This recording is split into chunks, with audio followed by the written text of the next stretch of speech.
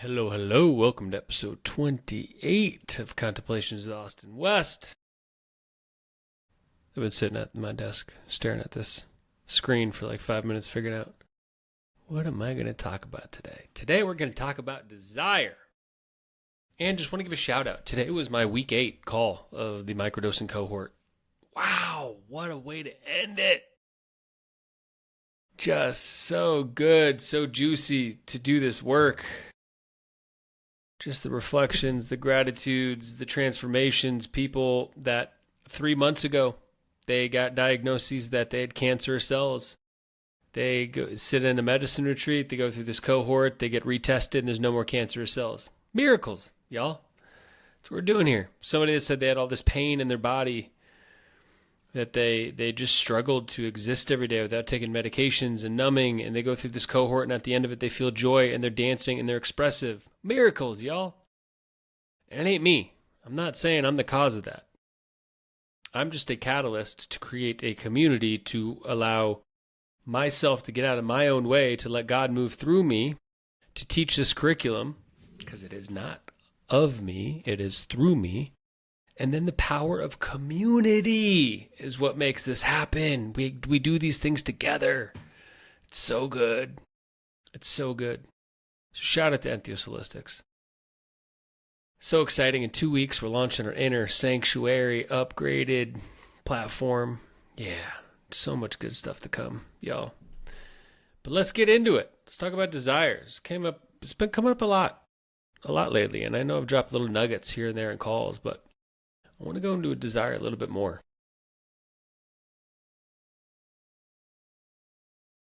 I disagree with Buddha and David Hawkins' scale of consciousness when it comes to desire.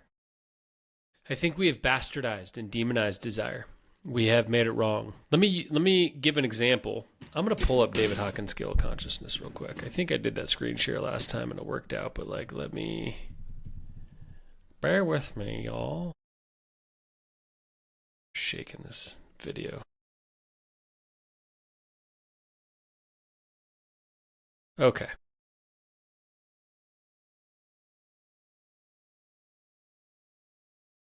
Can I make this bigger? Okay. Hopefully y'all can see this. I'm going to screen one. I don't know if this works. You guys never let me know last time. I assume it works. Okay. The map of consciousness. So they do a frequency measure to measure different humans and their emotions and things like that. And on this scale, you'll see towards, can I zoom in? Can, a little bit much, but okay, you get the point. So down here, shame is the lowest vibrational frequency thing we can feel. Which is why when I look at religions and there's so much shame embedded in those doctrines, what the fuck is that? I got to do a podcast on that. I got to clarify my thoughts so people don't get it twisted. I'm not against I'll do a podcast and clarify my thoughts. But if shame is the lowest vibrational frequency thing we can feel ever, why is there so much shaming narratives inside of the Bible, inside of the Quran, inside of these teachings? It doesn't make sense to me. It doesn't make sense. The God I know is not shaming. Oof. A lot in there. Okay. And then we go up. Then guilt. Apathy. Hopelessness, basically. Isolation. Grief. Fear. And then desire. Desire is between anger and fear. They're saying, this map, the scales of consciousness, is saying that fear, the way people feel when they're in the frequency of fear, is very akin and similar to what people feel, the frequency they're in, when they're in desire. Think about that with me for a sec, okay? How do I exit this thing? Sorry, guys. But that's cool. I don't know if that was what I was trying to do, but bam, I'm back. Think about this with me, okay? What the map of consciousness is they tested humans. They would put them into those states of being and then measure the frequency that they were giving off. So it's saying that when somebody goes into the frequency of fear, that's what they emanate. And that we're emanating based on the beliefs and the stories we have around that thing, because that's how powerful our minds are to create this entire narrative around what we feel and what we emanate in frequency or put out into the world. And then when they asked somebody to go into the feelings of desire, it was a low vibrational state. Think about that. That's because that's how deeply we've been misguided on what desire is. We've been told our desires are wrong, our desires are bad. And if we think our desires are bad, what are the next emotions you feel? Guilt and shame. Boo! Desire is not bad. Now, I want to make a very clear distinction, because we can get egregious with this topic and bring up many different examples. Well, whoa, this person desires that, and that's obviously wrong, blah, blah, blah, blah, blah. Yes, I agree.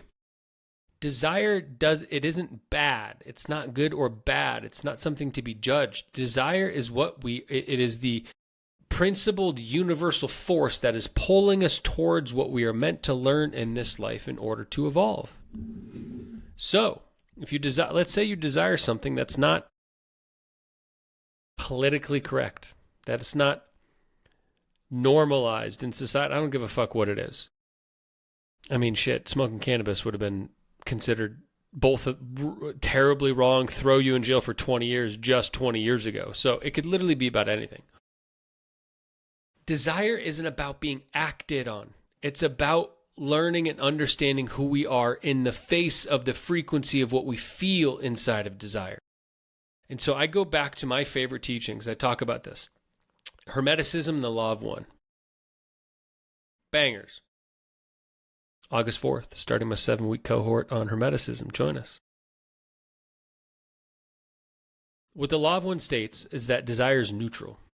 Desire is God moving through you in order to spark the catalyst that is required to learn in order to evolve through life. So when we follow desire, when we follow it toward what it is bringing us to, we start to get closer to activating the catalyst, which is the thing we're required to learn in order for us to evolve into our higher self and higher being. So desire is purely benevolent. Now, if you act on desires that are not in accordance to your higher self, this is when they become shadowy, because you're actually giving way to not the teaching that it's trying to bring into you, you're giving way to the shadow of it. Everything has a shadow and a light side to it. Let me try to think of a better example for this. Actually, let me talk about the how to work with this in general in the first place. So I talk about this thing I have, the prayer of remembering her. I read this thing. I used to read it every morning. In this 40-day devotional, I've reorganized my prayers and my ceremony because I felt like I was forcing things. I need to read it just to read it every day. And now it's if I feel in the frequency of that, I don't read it. If I tend to forget, or I'm I want to feel what the frequency of that is, then I remember. It's all about keeping me in that frequency state. And so this prayer of remembering her, I've been building this thing. The first time I ever started writing about what does my ideal relationship look like and who am I inside of that relationship was 2018. Shout out Lacey Phillips, To Be Magnetic. I did her shadow work and journaling program for a year. And that was the first time I'd ever written what it is that I wanted in this life. And the wild thing about desire is we only ever write it from the perspective of what we believe ourselves worthy of. And so this is where writing practices get really enlightening. They really expose you to you. And so if a version of me read this prayer of remembering her, this relationship, this woman that I'm calling in, my partner, my wife, the mother of my children, I am certain the next woman I choose to date will be my wife and mother of my children, because I've become that clear and certain about what it is I desire in this life. And there was so much work. I had to do so much work to confront the parts of myself that didn't believe I was worthy of desire. Or when I would stake a claim on something I desire, my shame stories would come up. I'm not supposed to want that. My guilt would come up. My parents don't want me to want that. Then my previous relationship didn't want me to want that. So owning desire has to do a lot with integrating the parts of us that we do not feel worthy of having what it is in this life. Desire is not about following it blindly. It's about learning what desire is leading you to learn from. Let me give you an example. This is for my brothers out there because I know this is so rampant for men. A lot of men desire to watch pornography.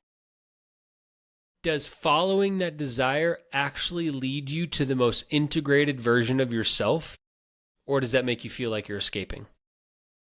Does that desire to watch pornography deepen your relationship with yourself, with your spouse, with your pleasure, with eroticism? Or does it create more context in your life to sexualize and objectify women that actually takes you further away from those things? So it's not about following the desire blindly to the end of it. Now, here's what that may be showing you. If we look at a man that desires to engage in porn, what is it trying to teach him about himself by pulling him towards that action and behavior? I can talk about this from my specific situation because I've talked about this so openly, as I do.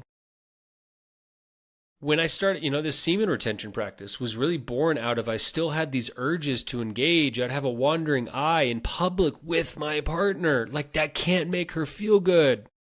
I don't want to show up that way. Inside of the relationship, when I would engage in even the context of being pulled towards that desire, what I was realized through this practice of semen retention, through this practice of cutting porn out of my life, through this practice of admitting the struggles in that and looking at what is this thing that calls me to it, it's because I was in denial of my own desires inside of a relationship. I felt shame around speaking those desires. I felt shame and guilt around owning those desires.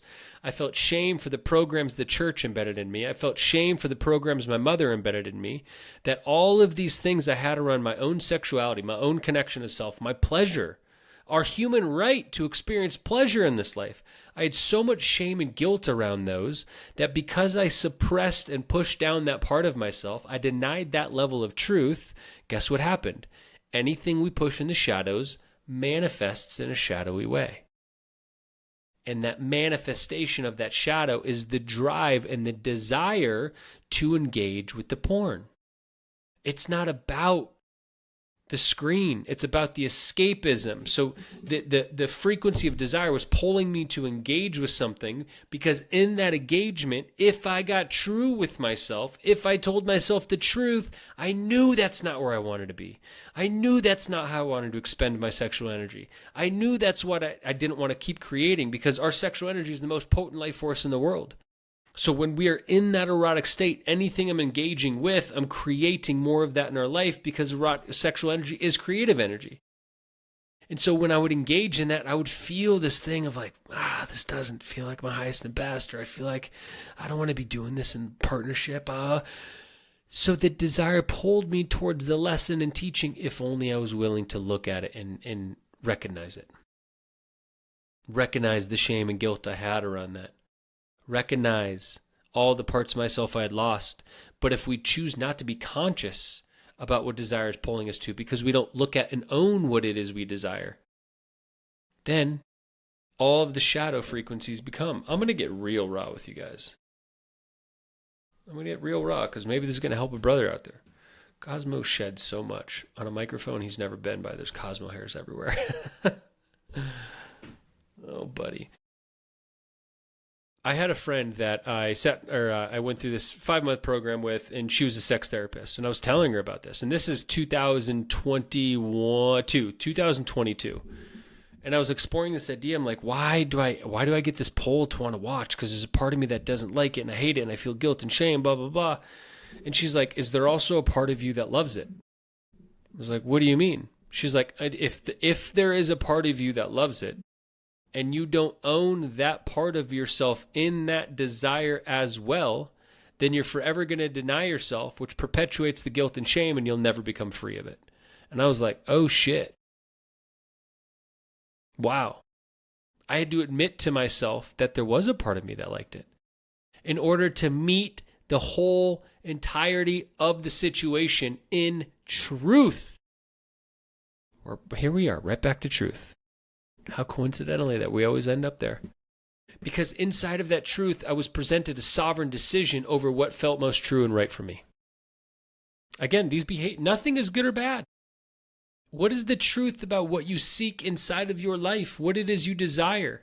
And the thing about desire as well, let's go back to praying or remembering her. I am so clear on who this woman is. I feel her. I pray with her every day. I ask God, can you open up a prayer channel to my match with my soul? And I'll be on a walk with my dog, and I'll just be praying to this woman like, I hope you're well. I hope you're happy. I can't wait to meet you. I can wait. I'm patiently waiting to meet you. I'm patiently waiting for all the adventures and the fun and the play and the laughter and the joy that we're going to experience together.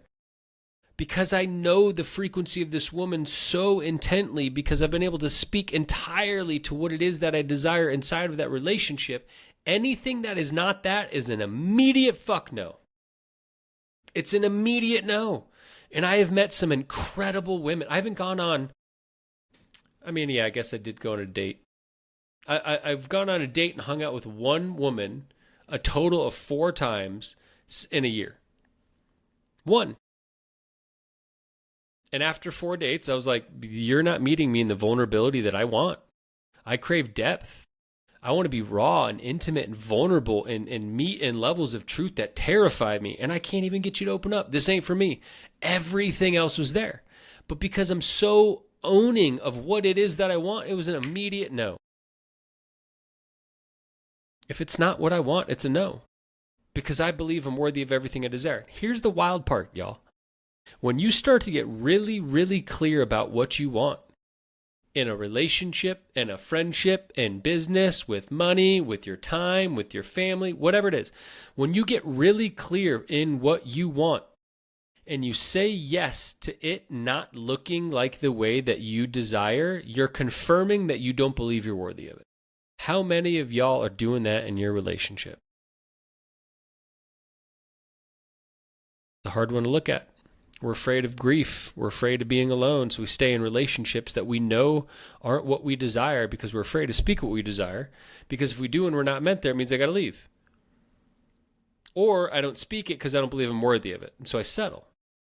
I did that every relationship. I'm done with that. I believe I'm worthy of being met in all ways I desire to be met. Here is where people get lost. So I am claiming what it is I desire in this partnership and relationship. But the next step of that is it's a mirror. So me claiming it, again, desire is bringing me towards the lesson. It's calling me towards the catalyst that will spark the lesson that I'm required to learn from in order to become who is required of me to hold that desire. So the prayer of remembering her isn't this passive thing where I speak it and I write it and I be with it and I pray with it and then bam, she's going to show up. No, it's going to bring me all the aspects of myself that I need to see in order for me to evolve into who I need to be in order to be a match for that desire. Yeah, it's a deep one. There's wild lessons here. But it's not good or bad. Nothing in the universe is good or bad. Principle of polarity, everything is on the same, everything is of the same, just differing in degree. And when you start to feel your desire and you feel guilt and shame around it, who gave you that program? Who said you weren't worthy of it? And if you don't feel guilt and shame and you can't even name your desire, then you're running from your guilt and shame. You're running from your worthiness.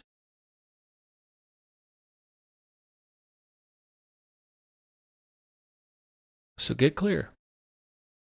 Write it out. Pray with it. Speak to it. And then ask yourself, who must I become in the face of this desire to hold this with intention and integrity? That feels complete. Oh, love y'all. See you back tomorrow for episode 29. And as always, be blessed.